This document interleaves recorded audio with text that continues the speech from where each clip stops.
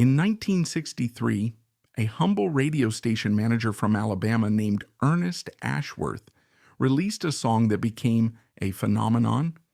With its unforgettable hook and heartfelt delivery, Talk Back Trembling Lips shot to #1 on the country charts for 7 weeks, launching Ashworth into stardom and securing him the ultimate prize, membership in the Grand Ole Opry. He had achieved the dream that thousands of hopefuls spend their lives chasing. But what happens when the world that made you a star suddenly and ruthlessly moves on without you? This is the story of a man who perfectly captured a moment in time, only to be left behind by Nashville's relentless march toward the new countrypolitan sound. Ashworth's story isn't a tragedy of a flame that burned out. It's a poignant look at how a so-called one-hit wonder can be so much more than one song. This is the story of his lightning-in-a-bottle success, the seismic industry shifts that made his traditional sound obsolete, and how he lived a life of profound grace, becoming a quiet symbol for an entire generation of artists forgotten by the very industry they helped build. To truly grasp the lightning-in-a-bottle success and the subsequent quiet fade of Ernest Ashworth, we must step back in time into the heart of a country grappling with its own identity. We must go back to the American South of the 1930s, a land of deep contradictions, of profound poverty and unshakable faith.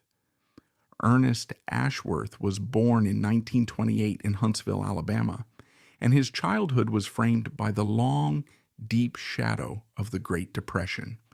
This wasn't just an economic downturn. It was a fundamental challenge to the American way of life, a period of scarcity so profound that it reshaped the character of a generation. In rural communities like Huntsville, life was a daily struggle etched into the red clay of the earth.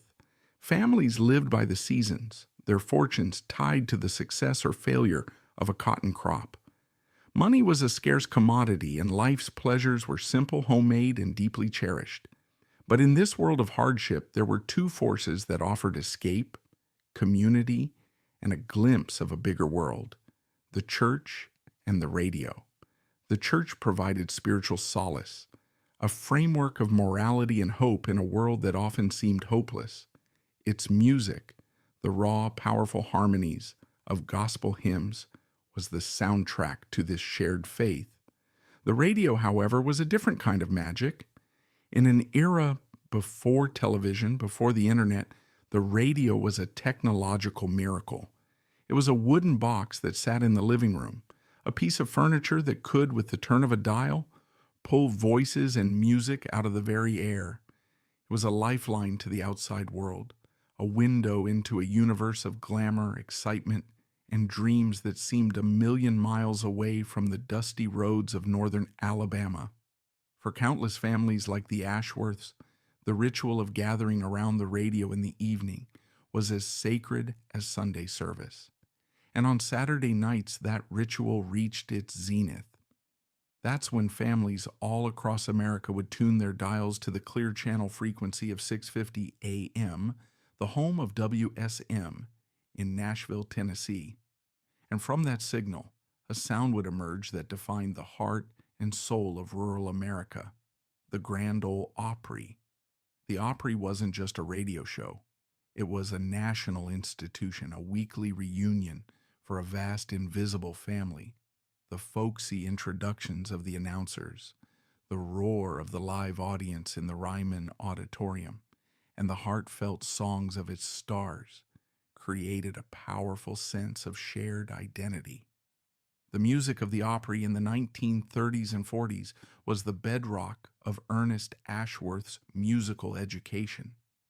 He would have listened, captivated, to the mournful, high lonesome sound of Roy Acuff, the king of country music, whose voice seemed to carry all the sorrows of the Appalachian Mountains. He would have heard the pioneering foundational melodies of the Carter family, their simple, beautiful songs of faith, family, and loss creating the very template for country songwriting. And he would have been drawn to the plain-spoken, everyman charm of Ernest Tubb, the Texas troubadour, whose walking bass lines and tales of honky-tonk life brought a new raw realism to the genre. This was the music that seeped into his bones. It was honest, unadorned, and deeply rooted in the real-life experiences of its audience. It was the sound he would carry with him his entire life. As Ernest came of age in the post-World War II era, this musical landscape began to fracture. The raw, fiddle-driven sound of honky-tonk music, perfected by the tragic genius Hank Williams, became the dominant force. It was the music of the barrooms and the jukeboxes filled with tales of cheating, drinking, and heartbreak. It was the sound of a country letting loose after years of war and sacrifice. But even as honky-tonk peaked, a new threat was emerging. A fusion of country, gospel, and rhythm and blues was bubbling up from the studios of Memphis. A sound that would be christened rock and roll, led by a former truck driver from Tupelo named Elvis Presley. This new music was a cultural earthquake. It was loud, it was rebellious, and it was aimed directly at the youth, a generation that was beginning to feel that the sentimental songs of their parents no longer spoke to their reality. The rise of rock and roll sent a panic through the Nashville establishment. Record sales for traditional country artists began to slide. The old guard seemed in danger of becoming irrelevant. The response from Music Row was swift, decisive, and controversial. Visionary producers, most notably Chet Atkins at RCA Victor and Owen Bradley at Decca Records, engineered a radical reinvention of the genre. They believed that to compete with the sophisticated pop music of artists like Frank Sinatra and the raw energy of rock and roll, country music had to grow up. It had to shed its rural hick image and put on a tuxedo. This new approach became known as the Nashville Sound or Countrypolitan. It was a deliberate, calculated move to smooth out country music's rough edges. The weeping steel guitars and sawing fiddles, long the instrumental heart of the genre, were pushed to the background or eliminated entirely.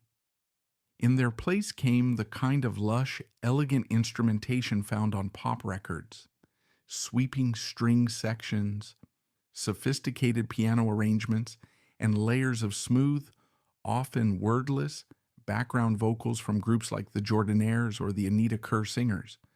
The goal was crossover appeal.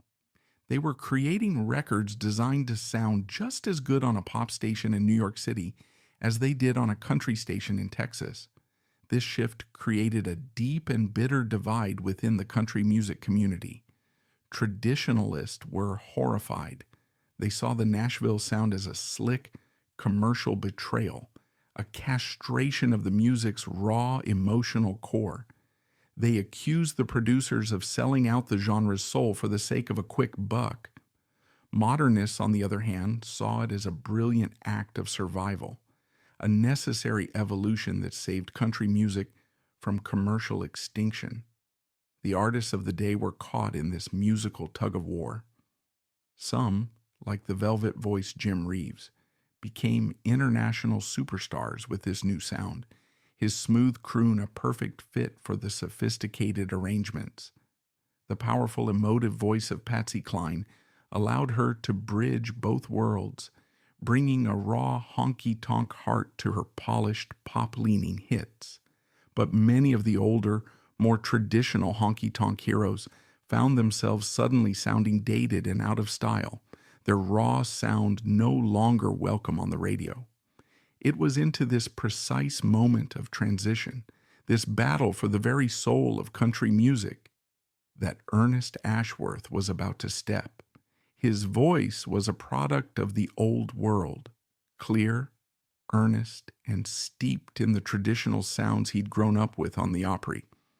But the production of his biggest hits would be a product of the new world, polished, clean, and perfectly calibrated for the Nashville sound aesthetic.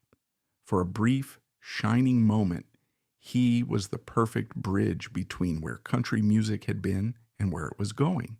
He was a traditionalist who could pass as a modernist, a familiar voice in a brand new suit.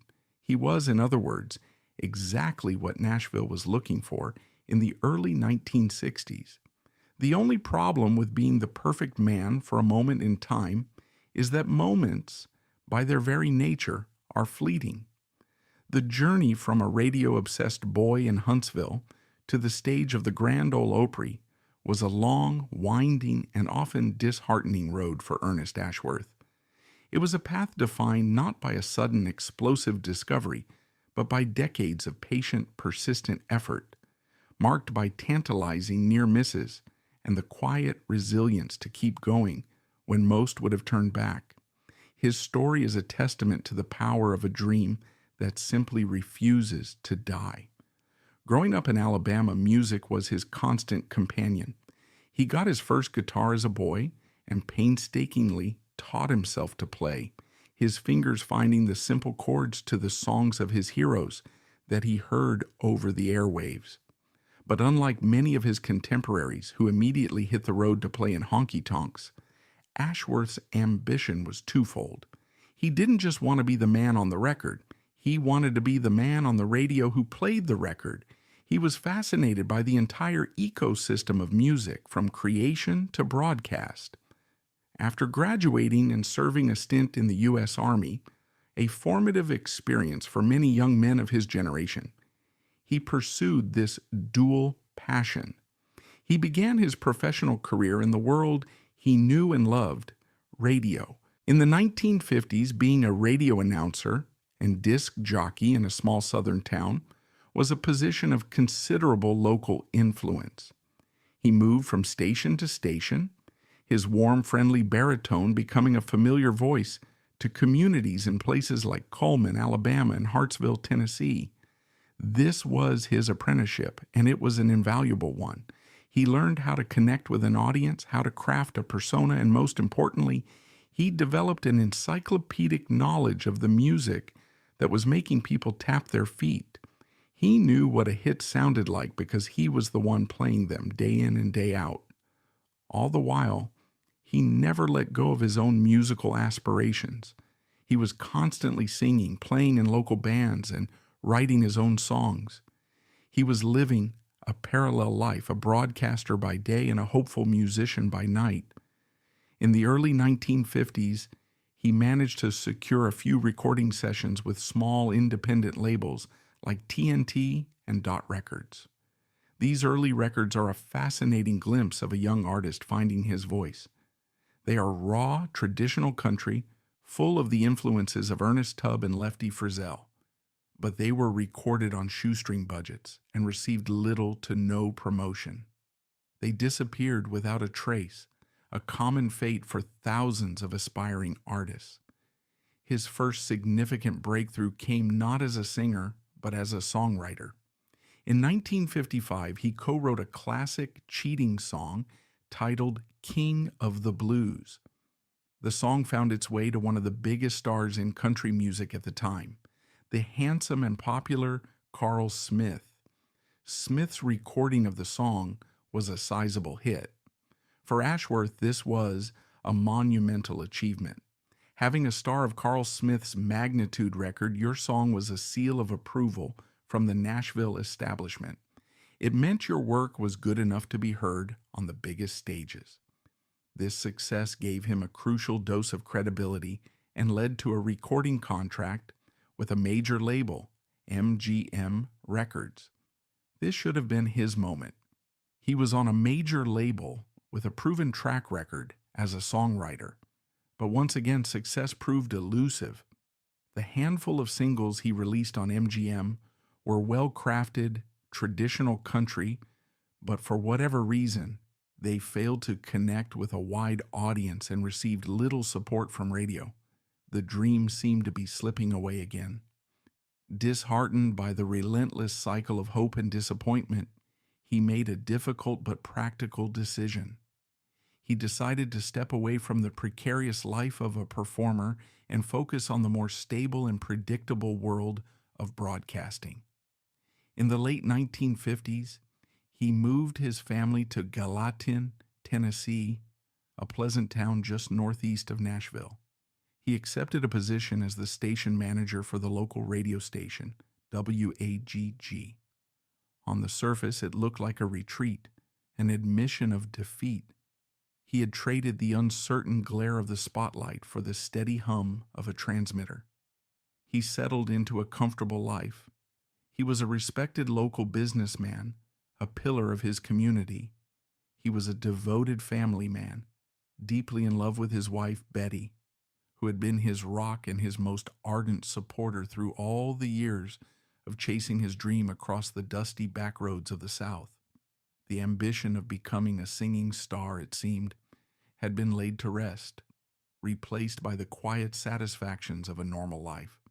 He was close enough to Nashville to feel its pull, but far enough away to believe he was done with it for good. But Nashville has a very long memory, and the gatekeepers of Music Row rarely forget a truly authentic voice. One of the most powerful of those gatekeepers was Wesley Rose. As the head of the legendary Acuff Rose Music Publishing House, a company co-founded by his father, Fred Rose, and the great Roy Acuff, Wesley Rose was one of the architects of the modern Nashville music industry. He was a shrewd, brilliant, and sometimes intimidating businessman who possessed an uncanny ear for both a hit song and a great singer. He had not forgotten Ernest Ashworth. He remembered the pure, honest quality of his voice and the integrity of his earlier work.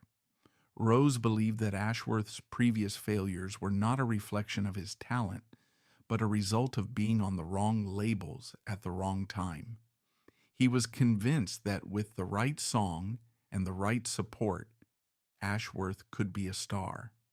In 1960, Wesley Rose made his move.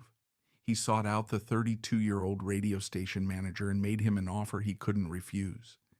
He signed Ashworth to an exclusive songwriting contract with Acuff Rose, and using his considerable industry clout, secured him a new recording contract with a major label, Decca Records. For this new phase of his career, Rose suggested a slight change to his name, believing that Ernie Ashworth sounded a bit friendlier and more modern. This time it worked. His first single for Decca, a heartfelt ballad called Each Moment Spent With You, climbed all the way to number 4 on the Billboard country charts. It was the breakthrough he had been working toward for over a decade. He followed it up with another top 10 hit, You Can't Pick a Rose in December. The radio station manager from Gallatin was now a bona fide country music star, his voice finally reaching the national audience he had always dreamed of. It seemed like his long, difficult journey had finally reached its triumphant destination. But the music business is a notoriously fickle beast. Just as quickly as success had arrived, it began to slip away again. The follow-up records he released on Decca failed to gain traction on the charts. Tastes were changing rapidly, and the label's promotional efforts seemed to wane.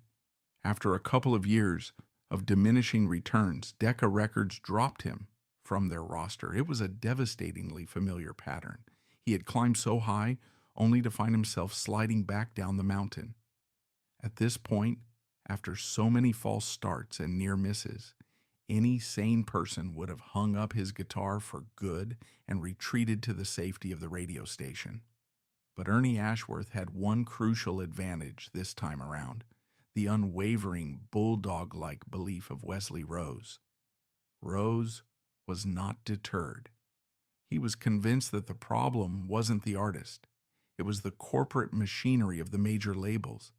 He believed that to succeed, Ashworth needed to be in an environment where they could control every aspect of his career, from song selection to production to promotion. And Wesley Rose just happened to own such an environment. He immediately signed Ernie Ashworth to Hickory Records, the in-house record label of Acuff Rose. It was a smaller operation, to be sure, but it was a place where his career would be the top priority.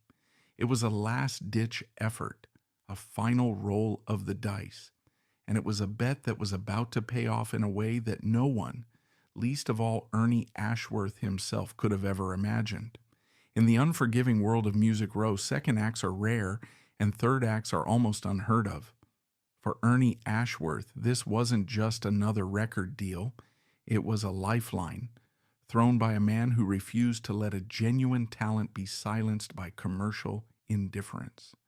The move from the corporate halls of a major label to the small, artist-focused environment of Hickory Records was a gamble on both sides. For Ashworth, it was his last chance to prove he belonged. For Wesley Rose, it was a chance to prove his own legendary instincts were right, setting the stage for a final desperate search for one perfect song that could change everything. The move to Hickory Records was less a change of scenery and more a final stand. For an artist like Ernie Ashworth, who had experienced the dizzying hope of a major label deal with Decca, only to be unceremoniously dropped, this new home represented something different. Hickory was not a corporate behemoth with a sprawling roster of competing stars. It was the house that a Cuff Rose built, a boutique operation where every artist was a hand-picked project, personally championed by Wesley Rose himself. Here, Ashworth wasn't just another name on a ledger, he was a personal investment, a talent in whom one of the most powerful men in Nashville had staked his own reputation. The pressure was immense, but for the first time, Ashworth had the unwavering, undivided support of his label. It was a make-or-break moment, a final concerted push to see if the humble broadcaster from Alabama could become the enduring star Wesley Rose believed him to be. The initial strategy was to build on the modest success he had found at Decca. They would find him solid traditional country songs that fit his earnest, heartfelt vocal style. The search for material was constant and meticulous. In Nashville, the song has always been king, and the team at A Cuff Rose, the most successful publishing house in the genre's history, had access to the best compositions from the most talented writers on Music Row. They were looking for that one special song, the one with the unforgettable melody and the universal sentiment that could cut through the noise of the airwaves and launch their artist into the stratosphere. They were looking for a song that could define a career. The man who would provide that song was not a conventional Nashville tunesmith. He was a singular, eccentric genius, a man who marched to the beat of a decidedly different drummer. His name was John D. Loudermilk. Loudermilk was a fascinating figure in the Nashville ecosystem, a kind of mad scientist of songwriting. He wasn't a product of the Appalachian folk tradition or the Texas honky-tonk scene. He was a college-educated cousin of the Louvon brothers, a man who studied music and ethnography, and who approached songwriting with a mischievous intellectual curiosity. His list of hits was as eclectic as it was impressive. He could write the gritty, blues-inflected social commentary of Tobacco Road, the gentle, folksy nostalgia of Abilene, and the surprisingly profound historical narrative of Indian Reservation. He was a master of the memorable, often quirky lyrical hook, and his melodies had a unique pop-inflected sensibility that made them stand out on the radio.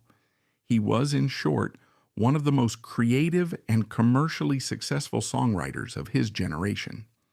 In early 1963, Loudermilk brought a new song to Wesley Rose.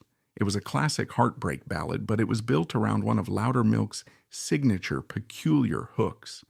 The protagonist of the song wasn't speaking to his lost love. He was speaking to his own body parts, begging them not to betray his carefully constructed emotional facade. He pleaded with his lips not to tremble, his eyes not to cry, his feet not to walk back to her. The title was Talk Back, Trembling Lips.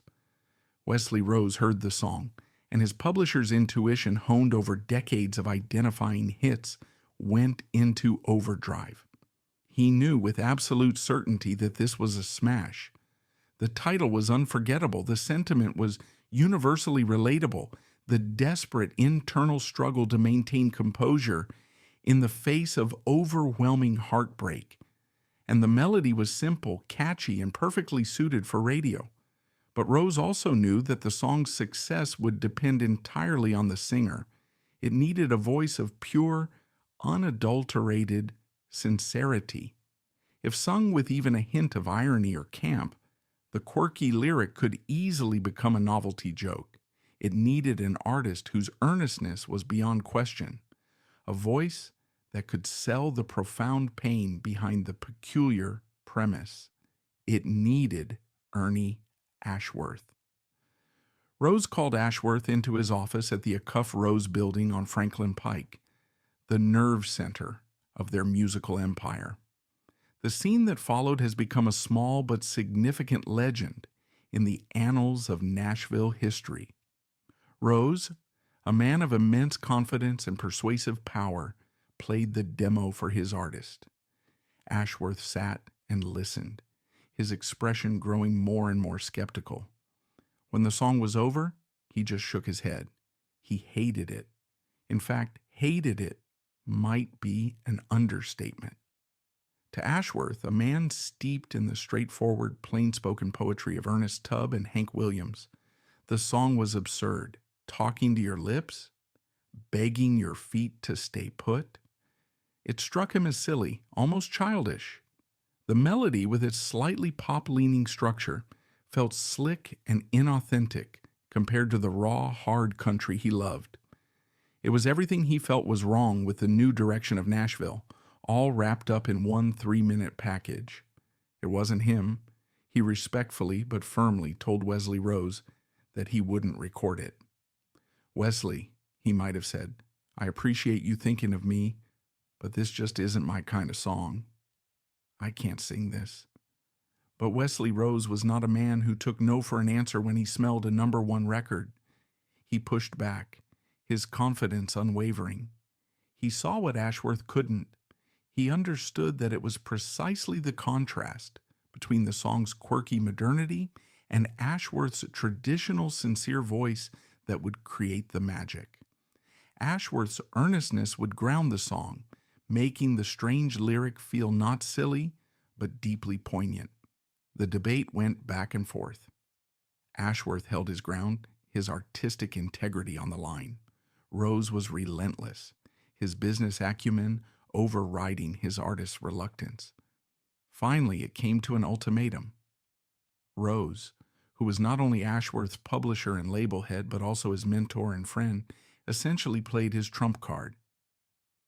"Ernie," he insisted, "you are going to record this song. I'm telling you, this is a hit. You have to trust me." For Ashworth, it was a moment of crisis. To refuse would be to defy the man who had resurrected his career, the man whose faith had been his only lifeline. It would be an act of professional suicide. With a heavy heart and a profound sense of dread, he surrendered. He agreed to record the song, convinced that he was making the biggest mistake of his career. The recording session was booked at the legendary RCA Studio B, the very cathedral of the Nashville sound. This was the room where Elvis Presley, Jim Reeves, and the Everly Brothers had created some of their most iconic recordings. It was a place of pristine acoustics and unparalleled musical history. The session was produced by another legend, the brilliant guitarist and producer Chet Atkins, who was the primary architect of the Nashville sound. And playing on the track were the city's elite session musicians, the famed Nashville A-Team. These were musicians like the phenomenal pianist Floyd Kramer, whose slip note style was a signature of the era, the versatile guitarist Harold Bradley, and the ever-present background vocals of the Jordanaires. Ashworth walked into this room full of legends, feeling like a man on his way to his own execution. He was a professional, and he was determined to do his job to the best of his ability, but his heart wasn't in it. He stood at the microphone and delivered the vocal, his clear country voice perfectly capturing the song's melody and emotion. He sang with the pure, heartfelt sincerity that was his trademark. He may have hated the words, but he knew how to sell a story of heartbreak. The A-Team, with their impeccable, understated professionalism, laid down a perfect track.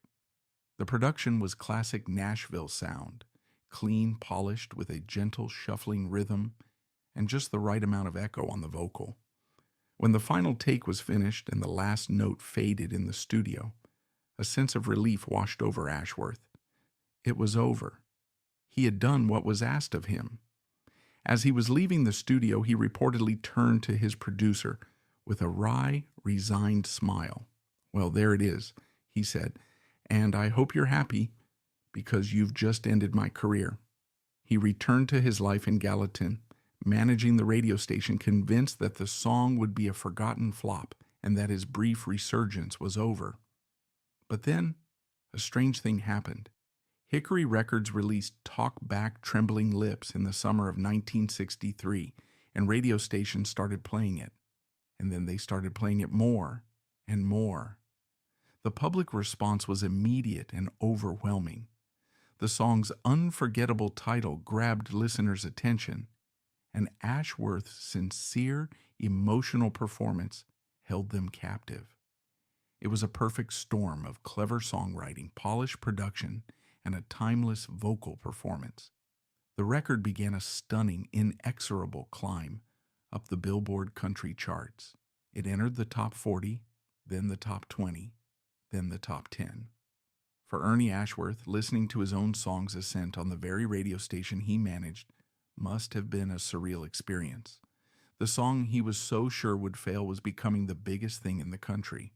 In October of 1963, Talk Back Trembling Lips hit the #1 spot on the country charts. And it didn't just visit, it moved in. The song held the top position for an astonishing 7 consecutive weeks, dominating the airwaves through the autumn of that year. It was a certified smash, a monster hit that crossed over to the pop charts, reaching number 101, a significant achievement for a country artist at the time. Overnight, Ernie Ashworth, the 34-year-old broadcaster who had all but given up, was a household name. He was no longer just Ernie from the local radio station. He was the man with the #1 song in America. The success was a whirlwind.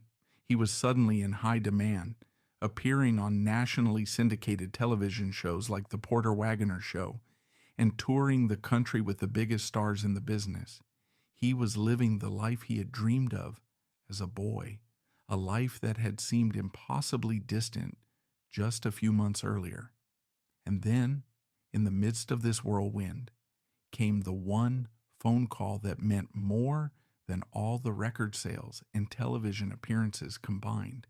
It was the call that every country singer, from the biggest superstar to the most hopeful amateur, dreams of receiving. It was an invitation to become a member of the Grand Ole Opry. This was the Holy Grail, the ultimate validation. It meant you weren't just a hitmaker, you were part of the family, a permanent member of country music royalty. On the night of March 7th, 1964, Ernest Ashworth stepped onto the stage of the Ryman Auditorium in Nashville, the mother church of country music. He stood in the worn wooden circle at center stage, a spot made sacred by the footsteps of his heroes, Hank Williams, Roy Acuff, Ernest Tubb. The air in the old tabernacle was thick with history, the cheers of the packed house echoing off the curved wooden pews. He was officially inducted as a member of the Opry family, the highest honor the genre could bestow. He had reached the absolute summit. Standing in that circle of light, with his hit song still echoing on radios across the nation, and his name now etched into the history of the institution he revered, Ernest Ashworth had finally indisputably made it. The long, hard road from Huntsville had led him home. To stand in the sacred circle of the Grand Ole Opry is to achieve a kind of immortality in country music.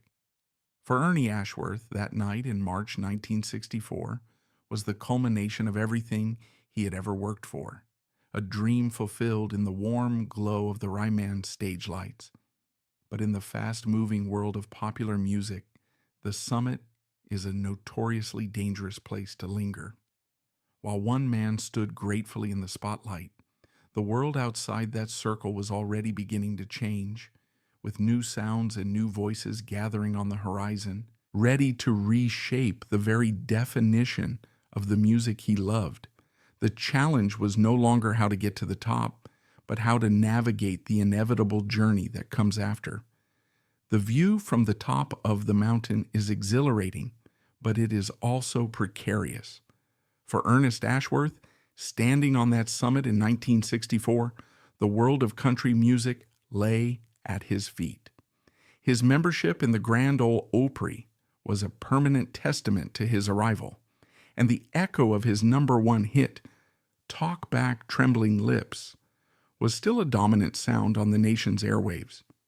He was living the dream he had chased for nearly 2 decades, a dream that had once seemed hopelessly out of reach. Life became a whirlwind of activity, a blur of sold-out auditoriums and brightly lit television studios. He was a staple on the package tours that were the lifeblood of the industry, sharing a tour bus with the very stars he had once idolized, crisscrossing the country to play for thousands of adoring fans. The immediate and immense pressure, of course, was to do it again. In the relentless logic of the music business, you are only as good as your next hit. Wesley Rose and the team at Hickory Records were keenly aware that they needed to capitalize on the phenomenal success of Talkback. The search for a follow-up single was intense. They tried to replicate the formula, finding songs that blended his traditional vocal delivery with a contemporary catchy hook, and for a time, it seemed to work. He released I Love to Dance with Annie, a charming upbeat number that climbed into the top 5. Another single, the heartbreaking recitation The DJ Cried, also became a top 10 hit, a song that must have resonated deeply with the man who had spent so many years on the other side of the microphone. He was proving he was not a mere flash in the pan. He was a consistent hitmaker, a reliable star in the Nashville firmament. But the elusive, genre-defining magic of his first smash hit proved impossible to replicate. While his records sold well and kept him on the radio, none of them possessed that rare, alchemical quality that turns a simple song into a national phenomenon. The realization must have slowly dawned on him, as it does for so many artists, that he might forever be known for that one career-defining song. For a man of his humility, this was likely less a source of frustration and more a simple fact of life. He was grateful for the success he had rather than bitter about the success he couldn't replicate. But as the mid-1960s unfolded, a much larger and more powerful force was at play, a force that had little to do with song selection or artistic merit. The very ground beneath the Nashville music scene was shifting, and the polished, sophisticated country-politan sound that had made Ashworth a star was suddenly beginning to sound like yesterday's news. A series of cultural tidal waves were crashing onto American shores, and their impact would reshape the landscape of popular music forever. The first and most powerful wave came from across the Atlantic. The British invasion, led by the unprecedented world-altering phenomenon of the Beatles, completely upended the American music charts. The charming melodies and raw energy of bands like the Beatles, the Rolling Stones, and the Kinks captured the imagination of the youth market, a demographic that Nashville had been desperately trying to court. Suddenly, the slick strings and polite background vocals of the Nashville sound seemed quaint and old-fashioned, compared to the driving beat and electric guitars coming out of Liverpool and London. The pop crossover dreams of Nashville's producers became infinitely more difficult to achieve in a world dominated by mop tops and rock and roll. At the very same time, a rebellion was brewing within country music itself. Out on the West Coast, in the gritty honky-tonks and recording studios of Bakersfield, California, a new sound was emerging as a direct, defiant rebuke to Nashville's Polish. The Bakersfield sound, championed by artists like Buck Owens and Merle Haggard, was everything the Nashville sound was not. It was loud, it was raw, and it was unapologetically country. It was driven by the trebly, twangy bite of the Fender Telecaster electric guitar and a powerful rock and roll influenced backbeat. It was music for dancing and drinking, a hard-edged blue-collar sound that made the sophisticated arrangements of Nashville seem tame and bloodless by comparison. This movement created a powerful new tribe of hard country fans, and for them, an artist like Ernie Ashworth with his smooth productions was part of the very establishment they were rebelling against. As if being squeezed from the outside by rock and roll and from the inside by the Bakersfield sound wasn't enough, another revolution was taking place on the pages of the songwriters in Nashville itself. A new generation of artists, led by iconoclasts like Willie Nelson, Waylon Jennings, and Chris Christopherson, was growing tired of the producer-controlled system. They were writing songs of incredible depth and complexity and were demanding the artistic freedom to record them their own way, giving rise to the outlaw country movement. Simultaneously, the female voice in country music was becoming more powerful and more assertive than ever before. Loretta Lynn was singing with unflinching honesty about birth control and the double standards of marriage, while Tammy Wynette was giving voice to the complex, often painful realities of domestic life. In the face of these powerful revolutionary movements, the gentle, heartfelt ballads of Ernest Ashworth began to sound like echoes from a quieter, simpler time.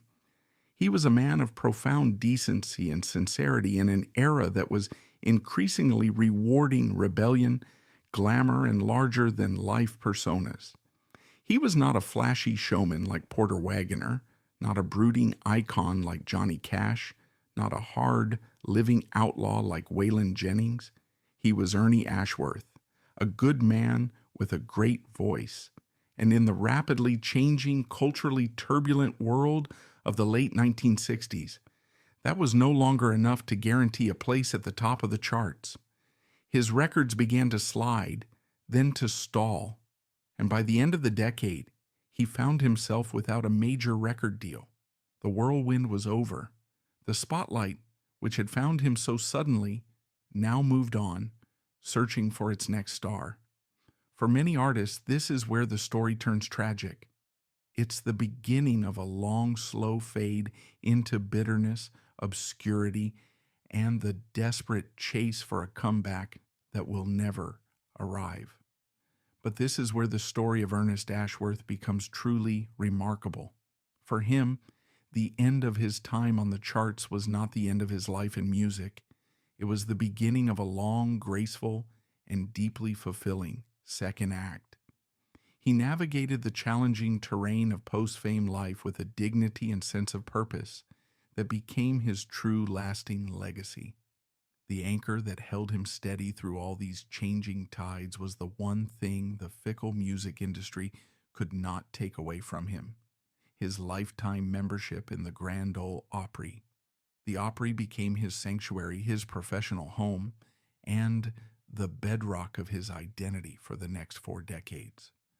While other faded stars might have seen their weekly Opry obligations as a chore, a reminder of their former glory, Ashworth treated every single performance with the reverence and professionalism of a man who was living his dream. He showed up, he was always prepared, and he sang his songs with the same heartfelt sincerity he'd had on the night of his induction. He became part of the very fabric of the institution. He was a beloved figure backstage, known for his kindness, his humility, and his willingness to share a story or a piece of advice with younger artists just starting their journey. He was there in 1974 when the Opry made its historic move from the crumbling, beloved Ryman Auditorium to the modern new Grand Ole Opry House, providing a crucial link of continuity between the old era and the new. For generations of country music fans, the familiar, friendly face of Ernest Ashworth was a constant, comforting presence on that stage, a living embodiment of the Opry's enduring spirit. He didn't need to have a current hit on the radio. His place in the family was secure, but his life was not confined to a Saturday night stage. He returned to his other great passion, radio. He took the earnings from his years of stardom and invested them back into the industry that had first nurtured him. He purchased his own radio station, WJKM, in Hartsville, Tennessee. This was not a vanity project. It was a full-time job and a deep commitment to his community. He was the owner and operator, the man who signed the checks and made sure the station was serving its local listeners. To the people of Hartsville, he wasn't a faded Nashville star. He was Mr. Ashworth, the local broadcaster, a respected businessman who just happened to have sung a song they all knew by heart. It was a beautiful full-circle journey, a return to his roots that provided him with a profound sense of purpose and connection that the national stage could never offer. In his later years, he found yet another way to connect with the quiet, simple life he so cherished. He and his wife, Betty, the woman who had been by his side through every peak and valley of his improbable journey, bought and operated the Horseshoe Bend Marina on the beautiful shores of Old Hickory Lake in Tennessee. It's a wonderful image to contemplate. The man who had a #1 record across America now spending his days helping fishermen launch their boats, sharing a cup of coffee with local retirees, and enjoying the peace and tranquility of the water. He had traded the roar of the crowd for the gentle lapping of the waves, and by all accounts, he found deep contentment in the exchange. He had built a life rich in the things that truly matter: family, community, and a deep appreciation for the simple pleasures. The life of a musician is often measured in gold records and sold-out arenas. By that standard, the career of Ernest Ashworth was a brief, brilliant flash, but that is a profound misreading of his story. His life wasn't about the dizzying heights of fame, but about the quiet dignity of the long journey that followed.